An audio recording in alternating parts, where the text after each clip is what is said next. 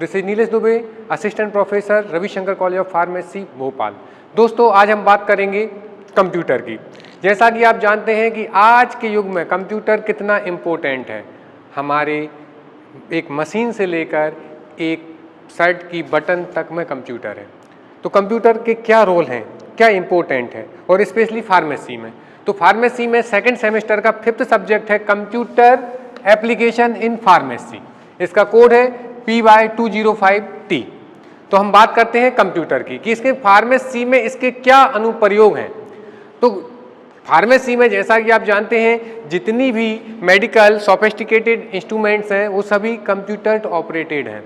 वो self auto operated हैं जिसमें केवल हम ऑपरेट करने के द्वारा ही अपना पूरा काम कर सकते हैं। तो दोस्तों आज हम उसी कंप्यूटर के बारे में बात करेंगे। तो यदि हम कंप्यूटर से फैमिलियर नहीं है तो देखिए basic concept of computer. Computer का कॉन्सेप्ट क्या है? कंप्यूटर बेसिकली 3 चीजों से मिलके बना होता है या 3 चीजों के द्वारा काम करता है। कंप्यूटर पहला हार्डवेयर और दूसरा सॉफ्टवेयर और तीसरा है यूजर। अब हार्डवेयर क्या है? हार्डवेयर कंप्यूटर के वे पार्ट होते हैं या वे कंपोनेंट होते हैं जिनको हम फिजिकली छू सकते हैं, महसूस कर सकते हैं, देख सकते हैं, जैसे कि mouse, keyboard, printer etcetera.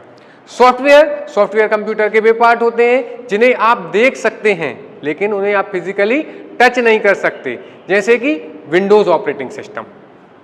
User another important part है क्योंकि बिना यूजर के आप कंप्यूटर को ऑपरेट नहीं कर सकते, क्योंकि कंप्यूटर तभी काम करता है जब यूजर उसे इंस्ट्रक्शन देता है, और इंस्ट्रक्शन होता है डेटा और इंफॉर्मेशन के फॉर्म में। तो अगला हमारा टॉपिक है वो है डेटा और इंफॉर्मेशन। डेटा क्या है?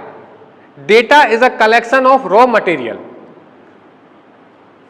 रॉ मटेरियल का कलेक्शन ही डेटा कहलाता है। अब वो रॉ मटेरियल कुछ भी हो सकता है, अल्फा न्यूमेरिक होता है, अल्फाबेट्स हो सकता है, न्यूमेरिक हो सकता है। Information, collection of data is called information.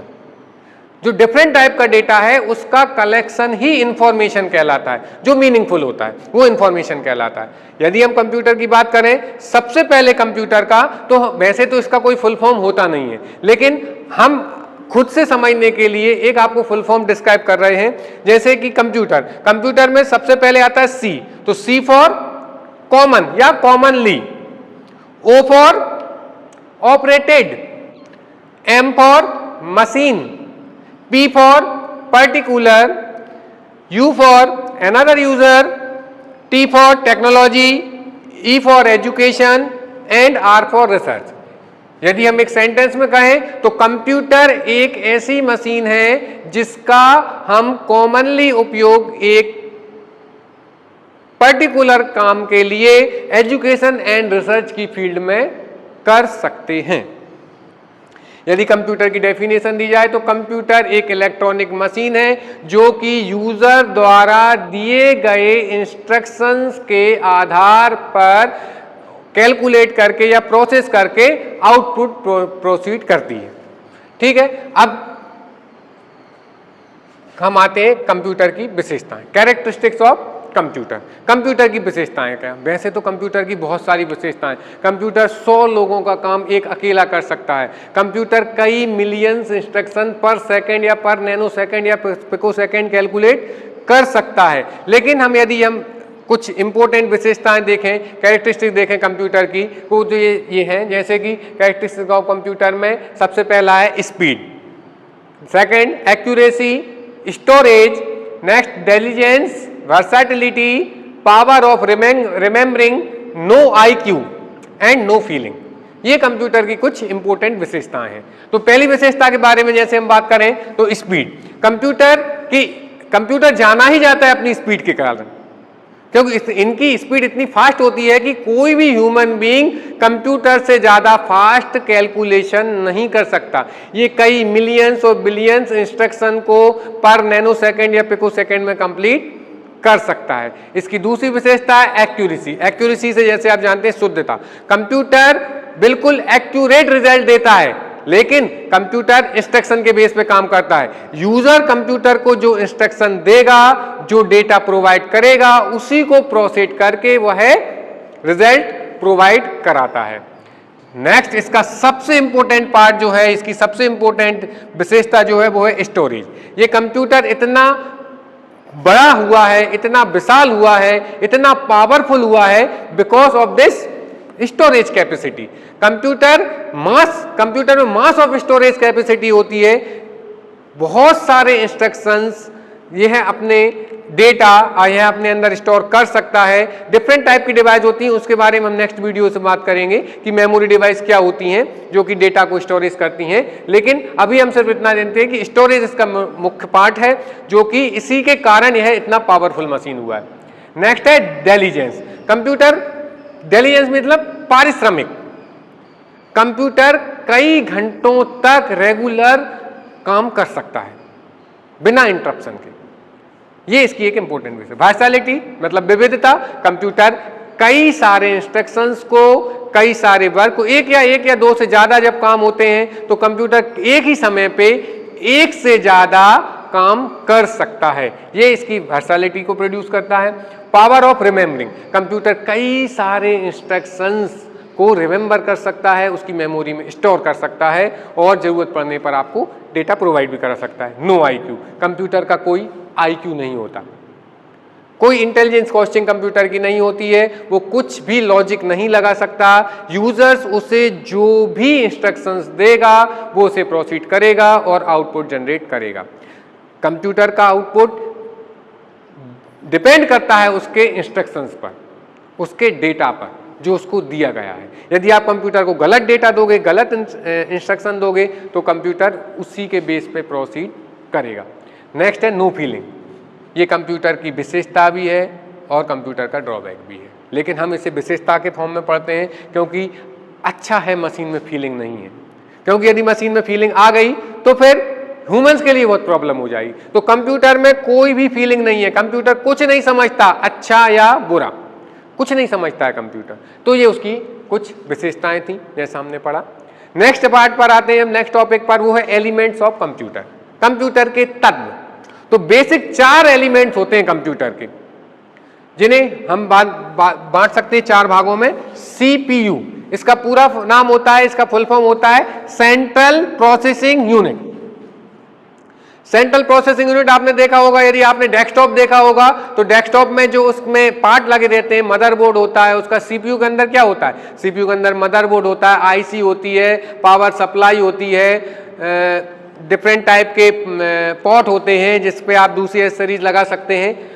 CPU central processing unit है। ये हम कंप्यूटर का हार्ट और माइंड बोल सकते हैं, दिल और दिमाग। बिना सीपीयू के कंप्यूटर काम नहीं कर सकता, इसलिए ये सबसे ज्यादा इंपॉर्टेंट पार्ट है कंप्यूटर में।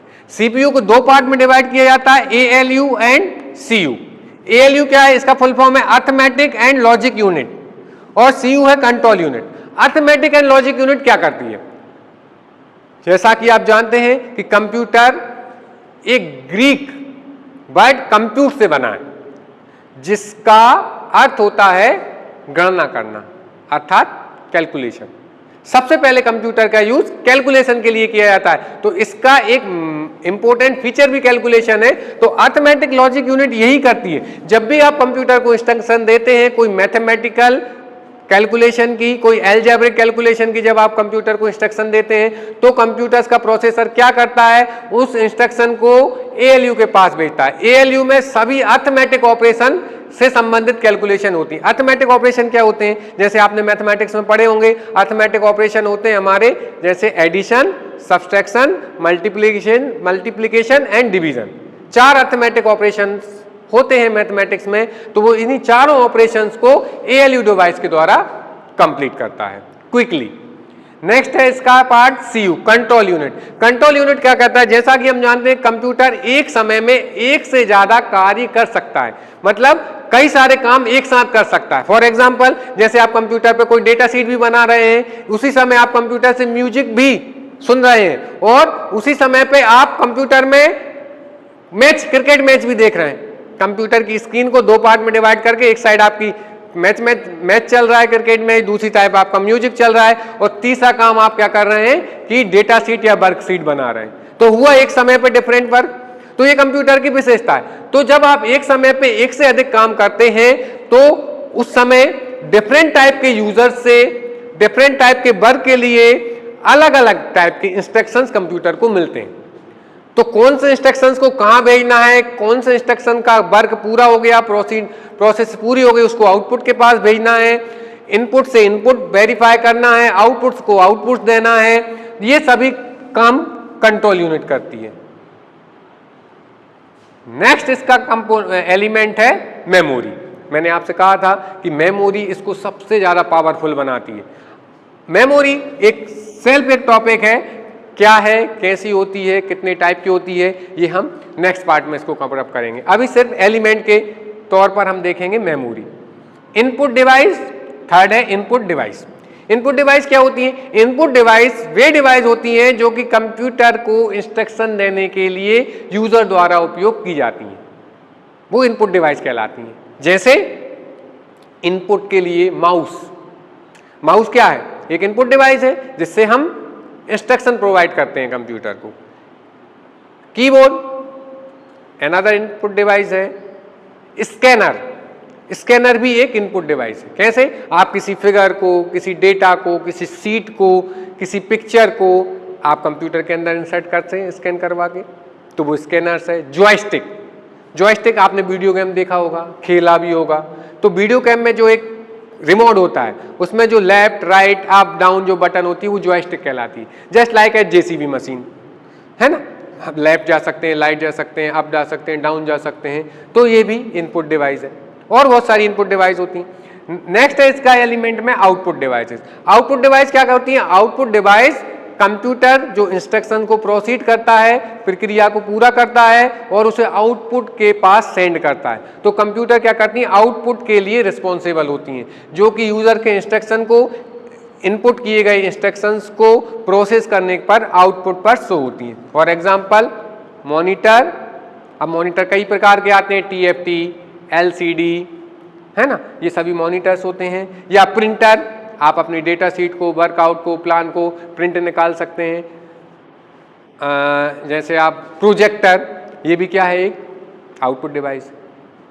ठीक है। नेक्स्ट है क्लासिफिकेशन ऑफ कंप्यूटर, या इसे हम बोलते हैं टाइप्स ऑफ कंप्यूटर। तो टाइप्स ऑफ कंप्यूटर में यदि हम देखें तो बेसिकली कंप्यूटर जो होते हैं वो 3 प्रकार के होते हैं। कैसे? According to their logic use, उनके तार्किक शक्ति के आधार पर, अकॉर्डिंग टू देयर साइज, उनके आकार के आधार पर, and according to their purpose, और उनके उद्देश्य के आधार पर। तो ये टॉपिक हम नेक्स्ट वीडियो में कवर करेंगे। Thank you.